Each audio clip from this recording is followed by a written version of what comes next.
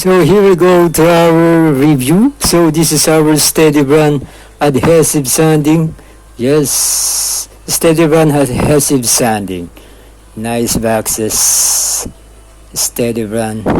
Yes, so we have a 7 boxes of Steady Brand adhesive sanding, and we have a steady grinding plate for model kits.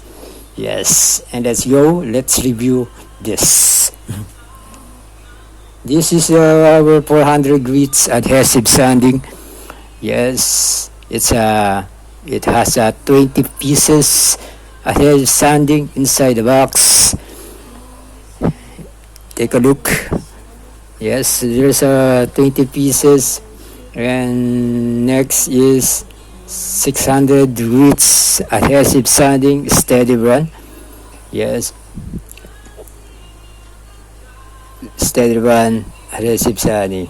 Nice. It's a color blue. And let's go to the Steady Brand adhesive sanding 800 grits. And our next is 1000 grits adhesive sanding Steady Brand. Yes, still 20 pieces. And next is 1200 grits adhesive sanding. Yes, it has 20 pieces adhesive sanding. And next is our adhesive sanding Steady Brand 1500 grits. And last is our Steady Brand adhesive sanding 2000 grits. Yes, it has 20 pieces of adhesive sanding. It's a green color, and we have 7 boxes. But wait, there's more. Here are our Steady Brand grinding plates for model kits. Grinding plates for model. Yes. So we have 6 stickers if you want to attach this. Yes, it's better to attach this. And we have a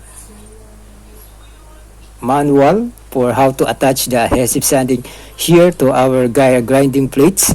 Yes, we have big and small strips for your adhesive sanding.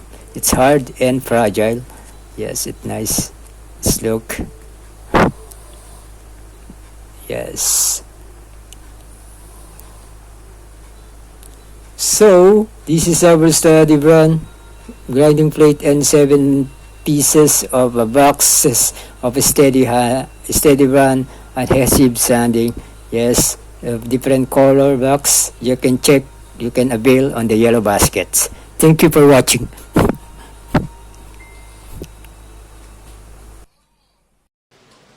Sana all.